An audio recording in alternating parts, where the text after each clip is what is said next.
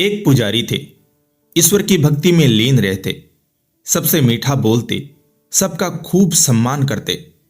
जो जैसा देता है वैसा उसे मिलता है। लोग भी उन्हें अत्यंत श्रद्धा एवं सम्मान भाव से देखते थे।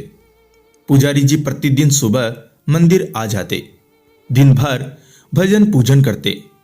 लोगों को विश्वास हो गया था कि यदि हम अपनी समस्या पुजारी जी को बता दें तो वह हमारी बात बिहारी जी तक पहुंचाकर निदान करा देंगे।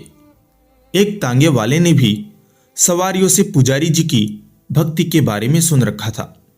उसकी बड़ी इच्छा होती कि वह मंदिर आए, लेकिन सुबह से शाम तक काम में लगा रहता, क्योंकि उसके पीछे उसका बड़ा परिवार भी था। उसे इस बात का हमेशा दुख रहता कि पेट पालने के चक्कर में वह मंदिर नहीं जा पा रहा। वह लगातार ईश्वर से दूर हो रहा है। उसके जैसा पापी शायद ही कोई इस संसार में हो। यह सब सोचकर उसका मन ग्लानि से भर जाता था। इसी उधेड़ बुन में फंसा उसका मन और शरीर इतना सुस्त हो जाता कि कई बार काम भी ठीक से नहीं कर पाता। घोड़ा बिदकने लगता, तागा डगमगाने लगता और सवारियों की झिड़कियां भी सुननी पड़ती। तांगे वाले का मन का बोझ बहुत ज्यादा बढ़ गया। तब वह एक दिन मंदिर गया और पुजारी से अपनी बात कही। मैं सुबह से शाम तक तांगा चलाकर परिवार का पेट पालने में व्यस्त रहता हूं। मुझे मंदिर आने का भी समय नहीं मिलता। पूजा अनुष्ठान तो बहुत दूर की बात है। पुजारी जी ने गाड़ीवान की आंखों में अपराध बोध और ईश्वर के कोप के भय का भाव पढ़ लिया। पुजारी ने कहा, तो इसमें दुखी होने की क्या बात है? तांगे वाला बोला, मुझे डर है कि इस कारण भगवान मुझे नरक की यातना सहने न भेज दे। मैंने कभी विधि विधान से पूजा पाठ किया ही नहीं। पता नहीं आगे कर पाऊं भी या नहीं। क्या मैं तांगा चलाना छोड़कर रोज मंदिर में पूजा करना शुरू कर दूं?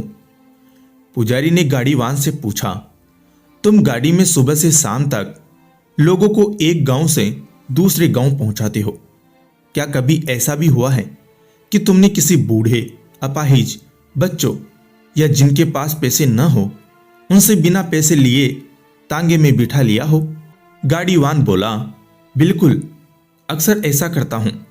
यदि कोई पैदल चलने में असमर्थ दिखाई पड़ता है तो उसे अपनी गाड़ी में बिठा लेता हूं और पैसे भी नहीं मांगता। पुजारी यह सुनकर खुश हुए। उन्होंने गाड़ीवान से कहा, तुम अपना काम बिल्कुल मत छोड़ो।